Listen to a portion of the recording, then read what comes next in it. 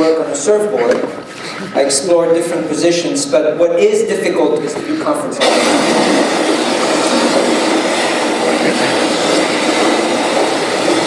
Meanwhile, I'm really delighted to present a case study that was all done in a marvelous country called Morocco. The client is a large bank, in fact, part of the largest bank in North Africa. I'm asking you to watch this particular logo for a few seconds because I'm here to conduct an experiment.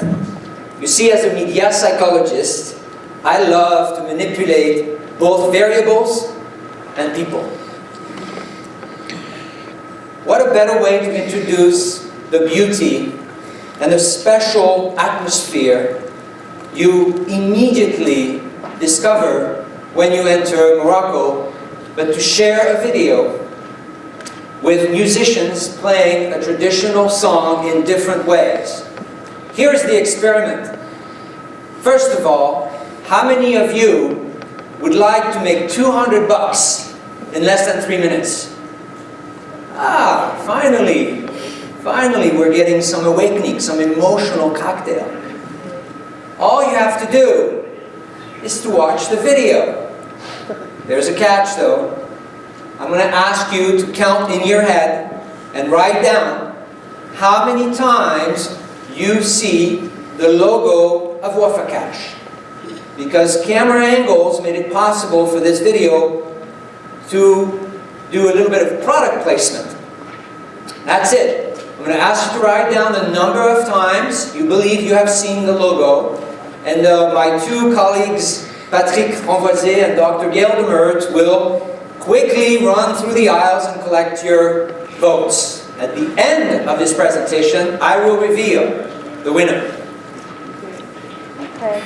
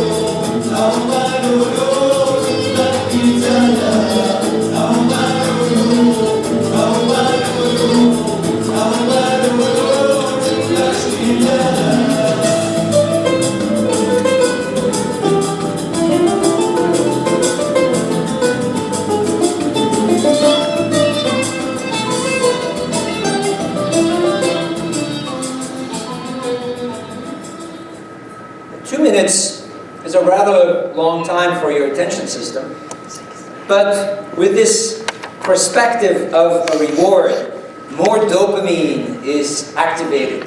So we'll see who is the lucky winner at the end of the presentation. Meanwhile, why would the most powerful, the most successful bank, which is focusing on cash, specifically cash transfers and allowing millions of customers to not have a checking account, why would this bank come and see us?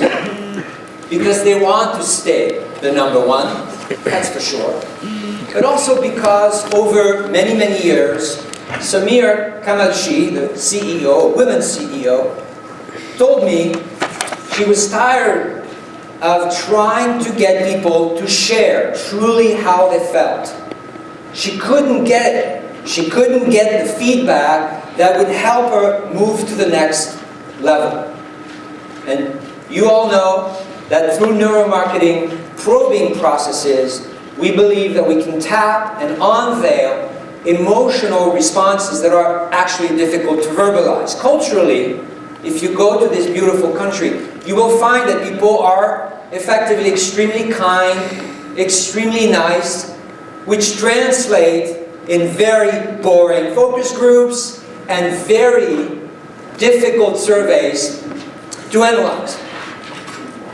So we decided to run some interesting experiments and mostly try to help Wafakash address three important aspects. The generation of new innovative insights, sometimes we call them neuro-insights. More importantly, to convince a large network made of over 1,200 agencies, banks, with a staff of nearly 400 people who have to communicate and motivate those people to deliver a consistent message. Meanwhile, the creative process had stalled. When you cannot generate fresh, innovative insights, you find yourself producing ads that essentially look like everybody else. And Samira was especially worried because the largest competitor had recently announced a huge investment which corresponded to a very, very threatening strategic move. So, very few words on SalesBrain. Why would Samira pick SalesBrain? She actually discovered us initially on the Neuromarketing LinkedIn social site. So, if some of you do not participate, it's your call, but in that case, it was very rewarding to us.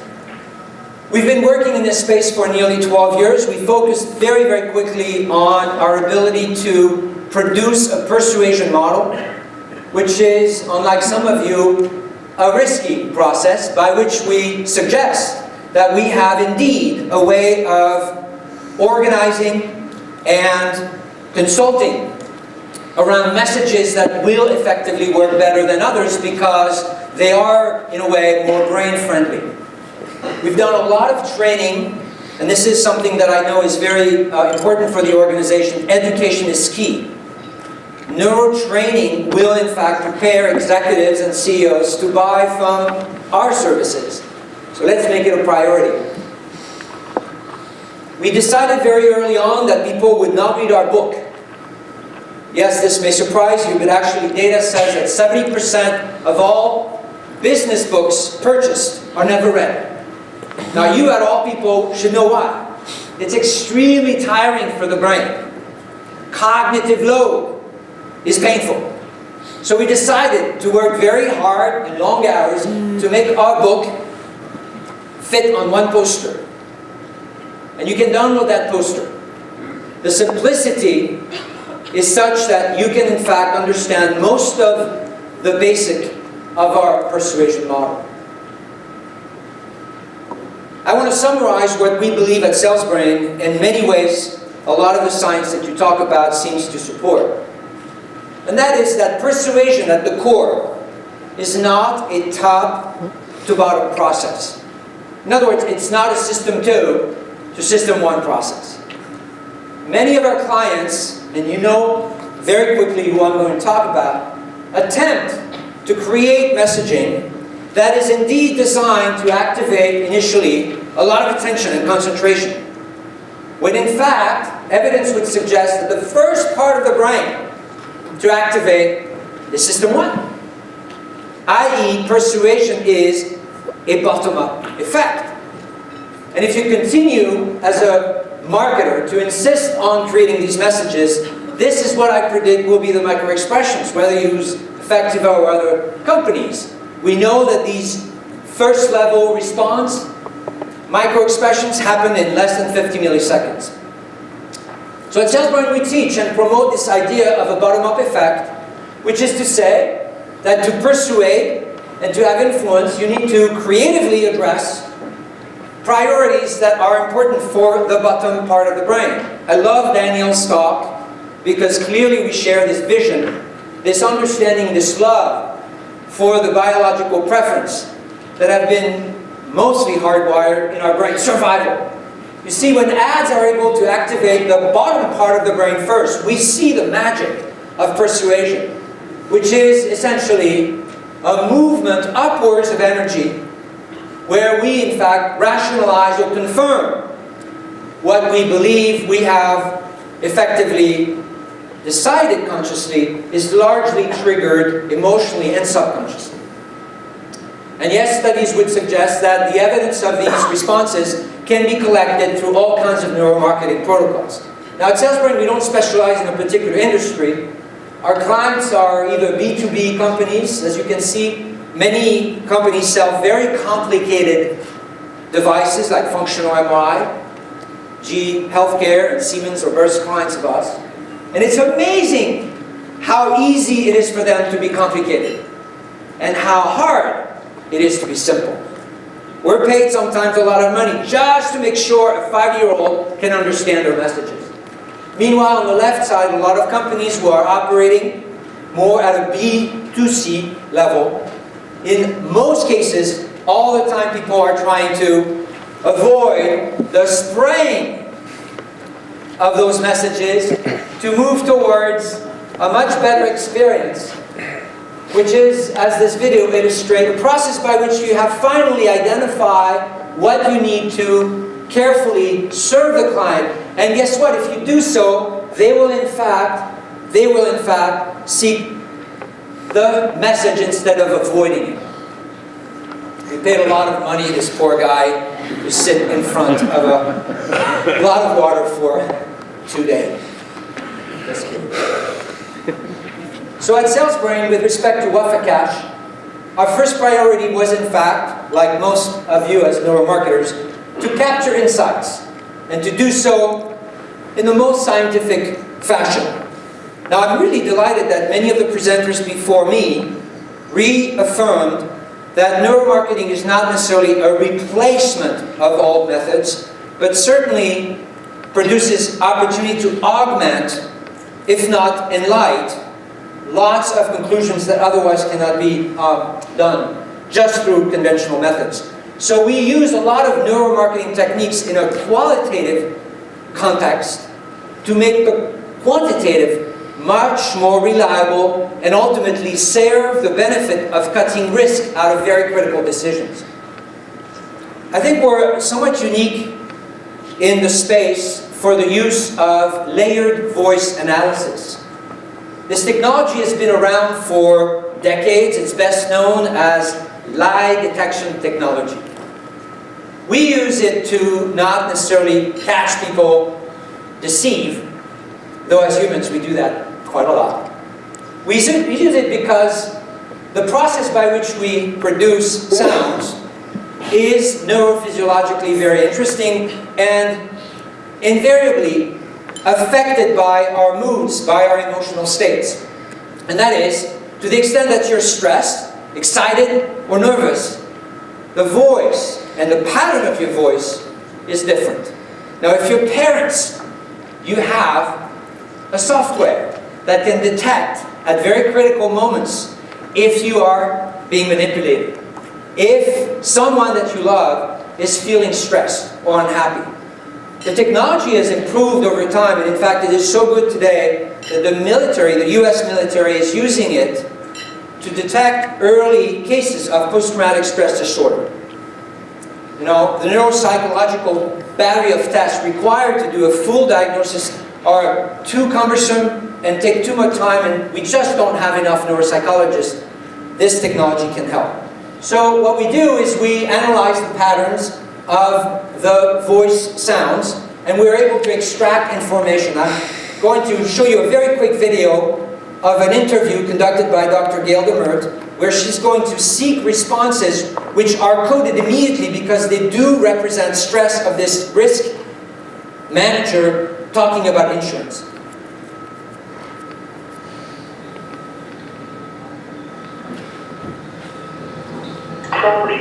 Property. So what are the difficult issues in managing your company's risk and insurance programs? What are some of the daily things? So that's Gail's question.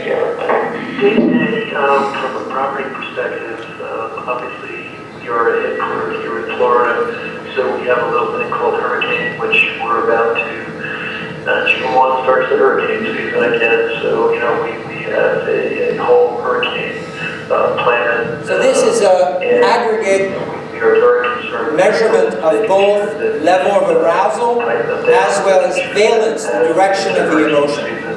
There are a number of variables that we can pick from, but we like to only concentrate on sadness and stress so that we can truly identify the extent to which people are hiding or minimizing the emotional intensity upon which they share information with us. So, using Wafakash as an example, we conducted this analysis with about 24 people, and the whole idea was to highlight during conversations that were of survival nature, to really probe into the stuff that people worry and should be worried about when it comes to transfer of money. And we would represent the data points in terms of the high value, the high level of arousal, or low value. Later in the data set, we would identify and create inventory of what are the most significantly important emotional marking statements. Meanwhile, we also did use facial coding, so I'll go pretty quickly on this demonstration. You all know now that there is a lot of interest and a lot of validity in using this technology to automatically encode. We don't use the same technology as what's presented earlier, but it is giving us some very critical data. In the case of Wafakash, we wanted to understand, in fact, the emotional valence that was coming specifically from different types of stimuli. So we went beyond just conversation. We actually measured the effect of video ads that were presented, as well as printed ads, as well as statements. Yeah, I know it sounds a little strange, but it is in fact quite interesting to capture visual, facial information from reading words, as well as radio. We were able to pinpoint, as it was said earlier, in issues with respect to the level of emotional lift, or what we call the emotional cocktail. And it's very interesting to see, particularly in Morocco, that they use longer segments, all the way to 40 seconds. And often they sort of butcher the end of a commercial by coming back to very boring scripting that is sort of the stamp of the company and how wonderful it is. They now understand better that this is kind of a waste of time and attention. This is an example, in fact, of how much information we can collect just from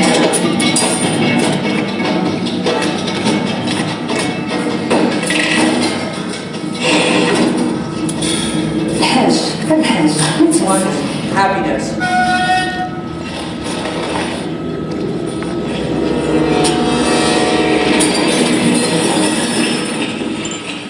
ما تخليوش فلوسكم تهفين. I don't expect you to understand Arabic. The ad is quite intuitive. The risk of keeping your cash at home. So with this dashboard, we can go back and pinpoint specific frames that seem to create different valence, and that's really the essence of how you can use this in a very concrete way.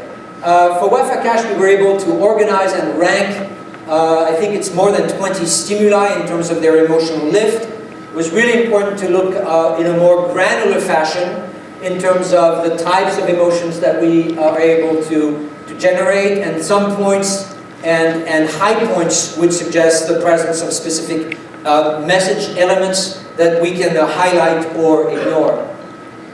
It's really also important to benchmark.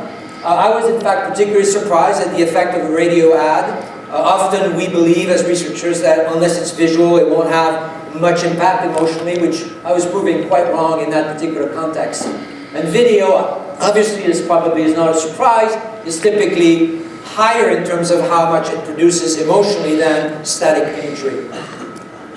Meanwhile, at SalesBrain, we push in a quantitative way, in a more traditional way. We conducted 300 face-to-face interviews. We then create an inventory of frustrations that were identified through the qualitative neuromarketing steps. We limit and minimize the number of categories so that we can properly manipulate variables towards the highlight of our process, which is to create a cluster analysis. Now, statistically, this process is very powerful because it's allowing the variables that, in fact, seem to split people the most to organize your market into groups or typologies. And for Wafakash, which is kind of interesting, those typologies are organized around the trust level towards banks and the attachment towards cash. We discovered the existence of two typologies. Once we have the typologies and we understand, particularly at the visceral and survival level, what is keeping them awake at night, we're able to identify the value statements or value positions that are the most attractive.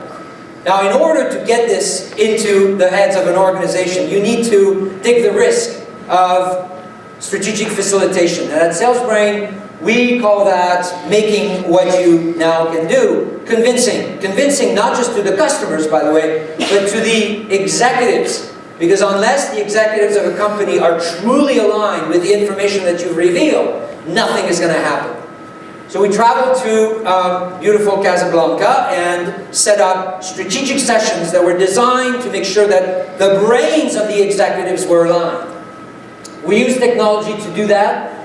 Think of it as a brainstorm on steroid in order to make sure that the neurons of all the executives are firing at the same level of synchrony. This really is a magical process upon which we were able to identify what we call the claims. At SalesBrain, we call that essentially the three core elements of the value proposition of the company. And we believe by that point, if you will, that we have the material that we need creatively to start hitting, if you will, or communicating the value proposition to the lower part of the brain. So I'm going to give you some examples of some of the new creative that we have been involved in. Phase one, and just to give you an idea of the sort of boring or neutral nature of the creative, that stalling that I was talking about earlier, this is the kind of creative that we're talking about. Again, I don't expect you to understand what it said, except that intuitively and visually, it should speak to your own reptilian brain, right? The risk that you take by trusting a bird to carry your money across anywhere is pretty high. Who likes to stay in line? Nobody. And we use some interesting technology, actually, to predict eye tracking. We work with Dr. Thomas Ramsoy, who has developed a very powerful technology that claims nearly 70 to 80% of accuracy compared to a real eye tracking technology. And here are some of the heat maps that you can generate literally in just a few seconds in order to verify that, of course, the bee swarm or the fixation times here that we record really at an early bottom-up effect is consistent with what you want to achieve. I like especially the fog maps, because fog maps help us understand within 3 or 4 seconds how much people are really going to pay attention to. We just did some major research for Avon and used fog maps to help them understand the effectiveness of the 300-page catalog that they produce, and they do 17 of them per year. So you can imagine how dramatic, in fact, scary these kinds of imagery can be. This is the heat map of this particular visual, and this is the fog map. The reason I'm showing you this is because as a creative agency, and we like to call ourselves a neuro-creative agency, coming from neuro research to creative steps, we like to enhance our process in an iterative way, in an informed way. So by having this predictive eye tracking technology, we're able to improve upon, on phase 2, we're able to say to the designers, there's not enough image saliency, there's not enough texture, the combination of your colors is not hitting. where it should be. But notice how little information there is on the page. You all know, I hope, that most ads ultimately work to the extent that they recruit a very little amount of energy, but do so in a very concentrated fashion. So this is an interesting ad, and so is the next one, which is in fact a rework of the one you didn't see earlier, except it's much better because now we see the faces. In the other one, the faces were facing, what? Not you, but the opposite direction, which of course for the brain is an important aspect. We are craving facial decoding. So very, very good result in that particular respect. The work is ongoing. Samira is very, very regretful that she was not able to make it here, but she's reporting already a lot of momentum going from the research all the way to the alignment, to the possibility that we've had to market the message, if you will, across the organization. But at this point in time, you're all only interested in one thing. Did you win $200, right? So here is the video that will ultimately tell you how many winners we have, Patrick. Well, I have bad news. I don't think we have any winners. So let me tell you what the results are. We had 9 people that responded 0. We had 1 person that said 1, 6 said 2, 3 said 3, 4 said 4, 0 people said 5. And then we have decreasing numbers. I want to tell you also that some people try to bribe us. I was offered $100 back if I was going to give the right number. And we had 1 person who saw 25 occurrence of the logo. But the right answer was, Christophe? The right answer is 5. So here we have, unfortunately, a very sad piece of news, except that we already decided that if we didn't have winners today, we would give the $200 to Carla to reward her for the wonderful work. Thank you very much. I hope this was informative, and I'm happy to take a few questions.